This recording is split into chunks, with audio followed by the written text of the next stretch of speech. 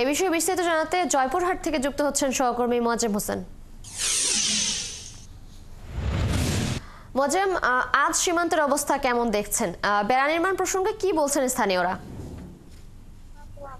ধন্যবাদ আপনাকে। আপনি যেমনটি বলছিলেন যে জয়পুরহাটে সীমান্ত তার কাটা নিয়ে এই যে উত্তেজনা যে শুরু হয়েছে সেটা শুধু গতকাল না, অর্থাৎ জয়পুরহাটের পাঁচবিবি উসনা ঘুনাপাড়া যে সীমান্ত এলাকায় যে গতকাল তার কাটা নিয়ে যে উত্তেজনার সৃষ্টি হয়েছে সেটা ঘোনাপাড়া থেকে সোনাতলা পর্যন্ত প্রায় 5 কিলোমিটার এই তার কাটা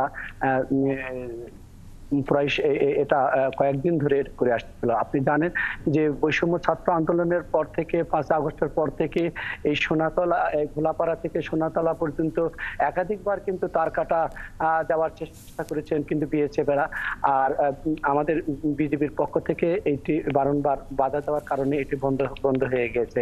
আপনাকে জানিয়ে রাখি যে আপনি জানেন যে জয়পুরহাটে গতকাল অনেক রাত্রে হঠাৎ করেই বর্ডারে যে লাইটগুলো রয়েছিল সেই লাইটগুলো অফ করে দেয় এবং পরে সারা রাত ধরে এই তার কাটা বেড়া দেওয়ার চেষ্টা করে, কিন্তু ভোরে অর্থাৎ আপনি জানেন যে এই শীতের সময় ঘন কুয়াশার কারণে কিন্তু বর্ডারের এলাকাগুলো তেমনগুলো দেখা যাচ্ছে না, কিন্তু সূর্য ওঠার পরে দেখা যায় যে ঘোনা এলাকাতে অর্থাৎ ইন্ডিয়ার যে এলাকা রয়েছে সেটা হলো চকগোপাল এলাকা। এই এলাকাতে কিন্তু তার কাটা দেওয়ার দেখতে পায় এখানকার স্থানীয় লোকেরা। তখন কিন্তু বিজেপিদেরকে খবর দিলে বিজেপিরা আসে কিন্তু এইটা বন্ধ করার চেষ্টা করে। আমি আপনাকে দেখাতে চাই, আমি যে দাঁড়িয়ে আছি এখানে 241 নম্বর প্লেয়ারের যে বাঁশের যে বাঁশের যে ঝাড় দেখতেছেন, এই বাঁশের ঝাড়টা কিন্তু আমাদের এই সীমান্ত এলাকা, অর্থাৎ এই বাঁশের ঝাড়টা কিন্তু ইন্ডিয়ার আমাদের করেছে। আমরা একেবারে বাংলাদেশের সীমান্তে অর্থাৎ 281 যে 47 নম্বর যে প্লেয়ার রয়েছে সেই প্লেয়ারে কিন্তু আমরা এখানে আছি।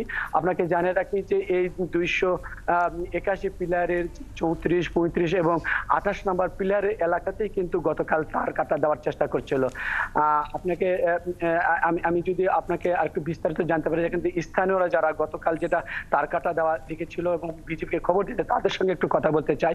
এখানে একজন স্থানীয় একজন আছে তার সঙ্গে আমি একটু কথা বলতে চাই। এই যে গতকাল কি ঘটনা হয়েছিল আর বারংবার যে বিজেপিরা যে আমাদেরকে তার কাটা দিচ্ছে সে ব্যাপারে আপনি কি জানেন বলেন।